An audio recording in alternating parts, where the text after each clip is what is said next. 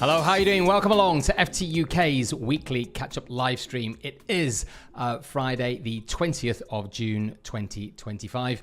And yeah, hope you've had a good week in the markets and things are good where you are. Not much from the Federal Reserve though, was there?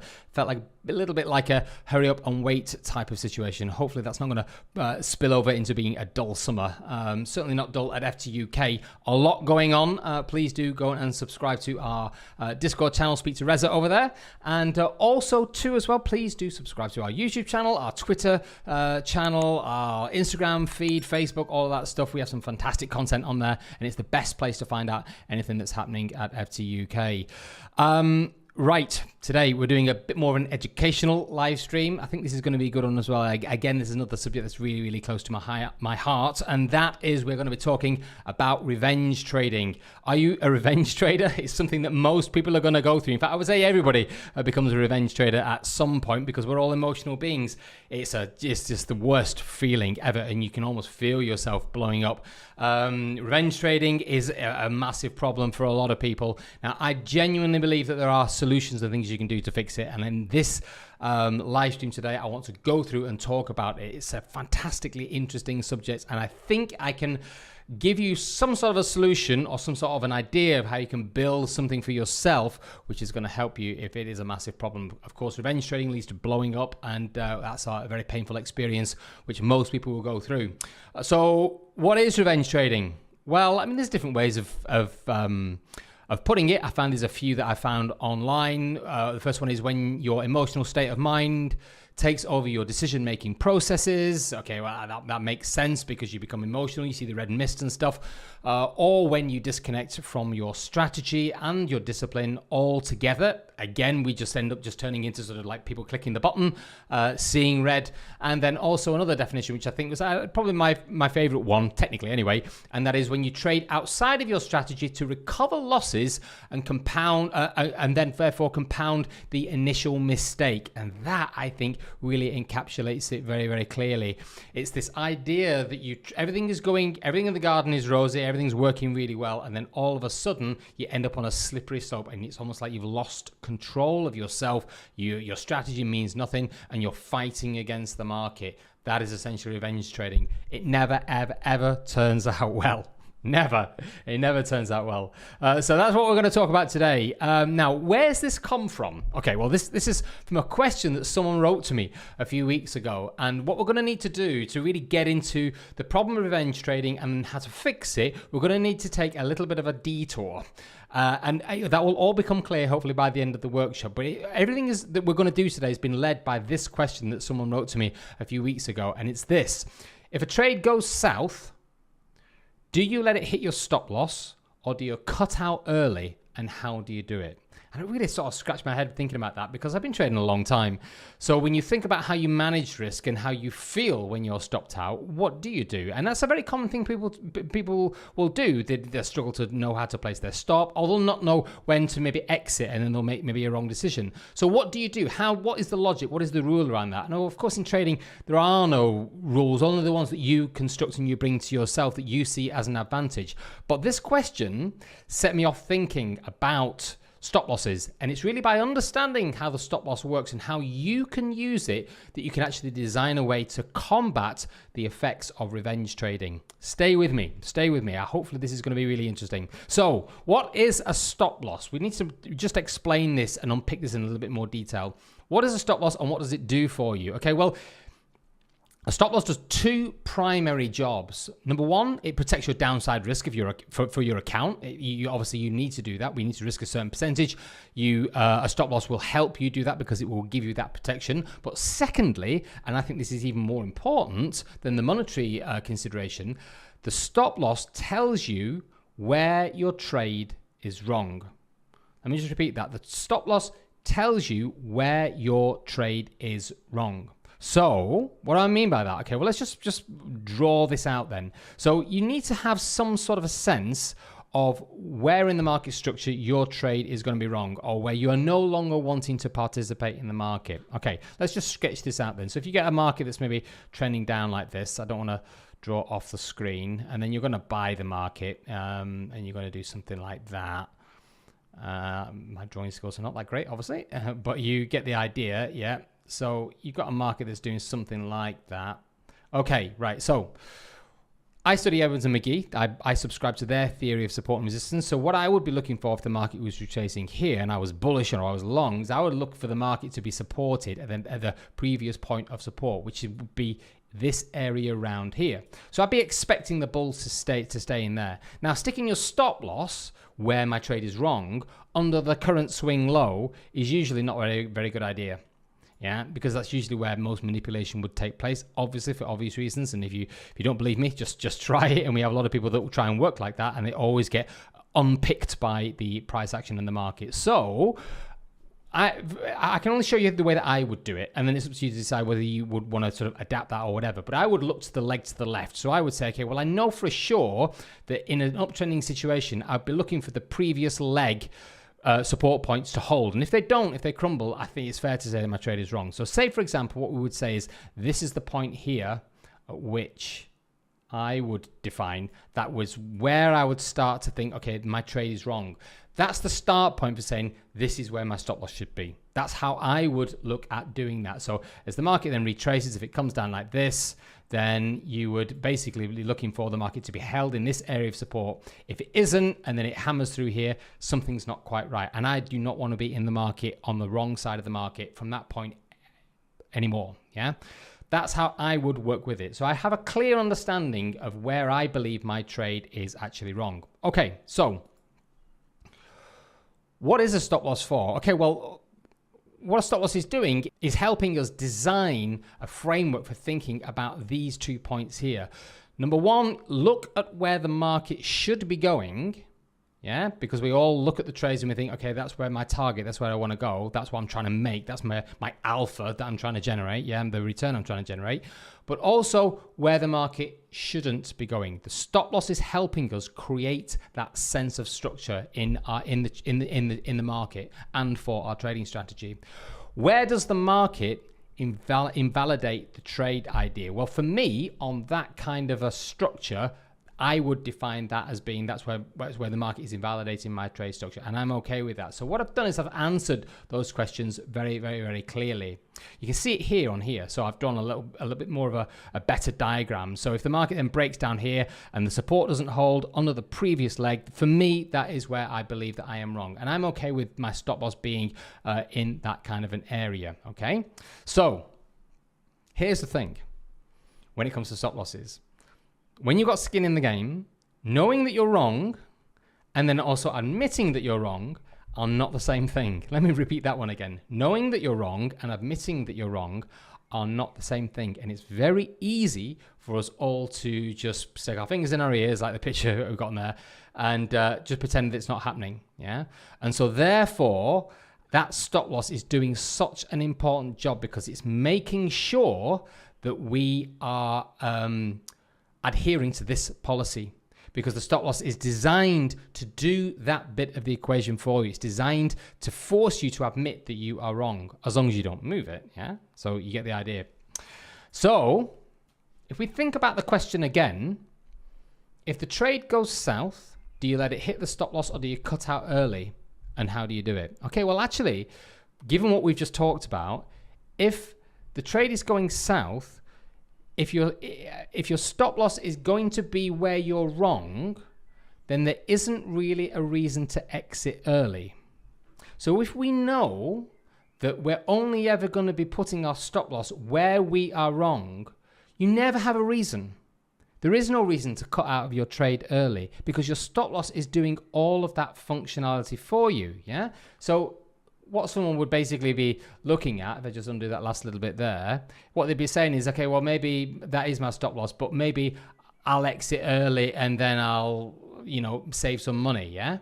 That's what they'd maybe potentially do. But the stop loss should be doing that bit of the equation for you. And so what that all means is the reason to exit early needs to be based on something if you're going to do it. So if your stop loss is basically telling you where you're wrong, you need to have a really good reason to do that. And that should always be based on something in the market, a reason, or even at like the close of a candle or something like that. But you should have that reason. And if you're not using something that's in the market or in the technicals, you can only then be making the decision emotionally because you're looking at your P&L, yeah? And the good trader never does that, yeah? So you get the idea when we start to unpick this, how much you can actually discuss around the whole topic of stop losses. So if you find that you slip into the whole bad habit of revenge trading, which everybody does, there is a trick that you can start to use that will help you combat that. And it's all built around how the process, how your exits function, how you use the function of leaving the market on both the winning and also on the losing side. Now, this is where it starts to become a solution for revenge trading. This is going to take a little bit of time to sort of like really explain in a meaningful way, but hopefully you'll get the idea. So this is what I want you to try and envisage. Let me just undo this. Okay, so we've got a market then that's mentioned on the screen. We've got a market that's trending down like this. And then we're obviously going to be getting involved because we're bullish and the market's going higher, whatever. And then off we go like this. And then I know where the market is going to be wrong because I know how to define my stop. And maybe that's my exit up here. So I know that my exit for this profitable trade, if I'm getting in long in the market, is going to be in this area. What my preference is that once I'm in the position where I know where the exit point is on the winning side, I will exit my whole position in one go, in one movement. So the market moves up to that point there and I exit in one go. I do not pyramid out of my winning position at that point. And the reason is because if you think the market is going to a destination, at that destination, with all of the size that you've got on, you are in your most profitable position. If you start chipping away at it, you then subject all of your hard work to the market moving against your position and then chipping away at your return. And that in itself is no good. So when the market hits that area, I want to be out in one go. I use a parabolic to do that, to trail it behind it, but there's different ways of doing it. And then from there, I am okay. I'll move on with my day. I'll go somewhere else. I'll do something else, or I'll find another vehicle to trade or whatever it is. Yeah.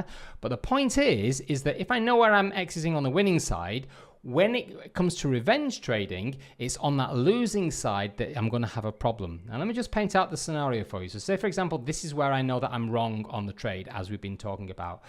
If the market, actually, let's just draw that, you remove that again a second. So this is where we currently are, and we've got the position in, and that's where I know I'm wrong on the market, and this is where my stop loss placement might potentially theoretically be. If we get this all the way up here like this, and then we get something that happens like this, and I get that, okay, how do you feel? At this point now, how do you feel? This is the worst feeling in the world. It's absolutely the worst feeling in the world because number one, you are right on the direction of the market. Number two, you entered the trade. You actually took the action that you was required to make money and take risk in the market. Number three, you put your stop loss in a place that was perfectly valid. But number four, then the market then came down, stopped you out, and then went on to create exactly what it was that you were looking for in the first place. That's the scenario. Combinations of that, I mean, that's just an example on the bullish side with this particular thing. But the point is that combinations of the market doing something like that to you are the tipping point for revenge trading. That's where it starts. From that point there, when I'm now no longer in my trade and the market then just rocketed like that, I am now becoming a completely different type of trader. Hugely different. Yeah, just think how profound that is. I love this kind of stuff so much. It's the most gut-wrenching feeling, and every trader will go through that. So what you need to do is design a way to figure out how to stop yourself from moving into a revenge trading mindset. Yeah, and that's really what this is all about. So we can define revenge trading as being something when the market presents toys with you, plays around you, and then it snatches back from you and you can't get it back. That tips you emotionally on the wrong direction. And all you need to do from that point is start stepping on the pathway of revenge trading, and your strategy will go out your window, your risk management, maybe you'll take your stop loss altogether, maybe you'll just start gambling, who knows, maybe you go into intraday timeframes and just start clicking the button because you're getting your losses back. How dare the market do this to you and your trade? Everybody, I'm sure there's lots of people now who recognize exactly what I'm talking about. Okay, right. So let's get on with the actual solution. This is basically a way of thinking about stop losses and position management, which can help us not become a revenge trader later on. And it's all to do with how we exit on the losing side. So if you look at this is an example of, this is just how I would work. So there you've got that example of, on the winning side, I want to pyramid into my position, as in I'm buying in, as the trend is confirming what I'm thinking. I'm actually increasing my size up to whatever that limit is going to be. But when it gets to where I'm looking for the market to go, I'm out. I'm done. That's me. I'm in the most profitable position, and I've finished. Yeah.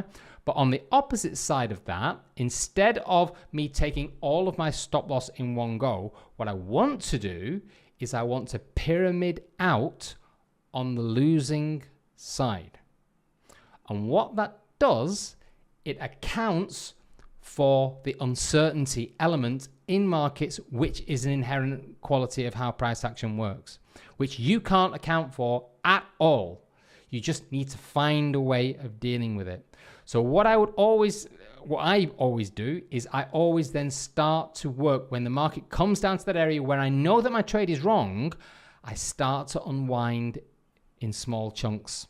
And what that's allowing is bringing the time factor into the management of my position, because let's just go back over here.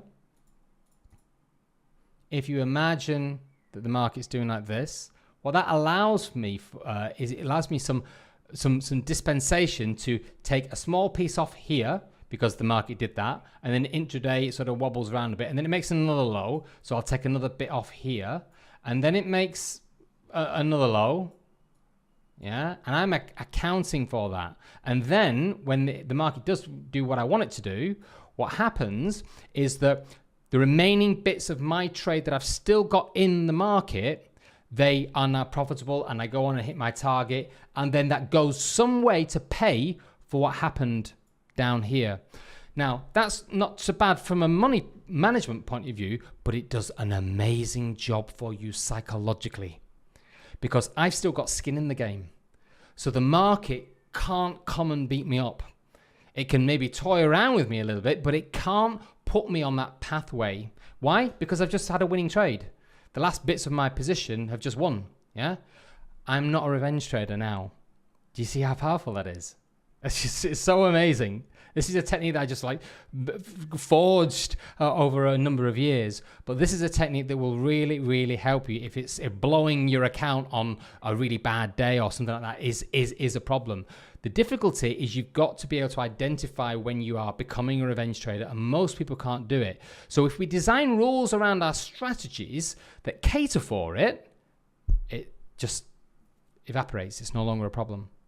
It's massively, massively important. So you can see on that losing side there that when the market comes down, it makes one low intraday, and then it comes back, and then it makes another one, and now I'm exiting in stages. I'm coming out slowly, bit by bit, on the off chance that maybe it might carry on down, and maybe I'll have to keep I'll to get that position, and that's fine. But I'm still allowing for the uncertainty risk factor in the market, that the market then might just be messing me about, and it then might carry on the way that I think it is going to.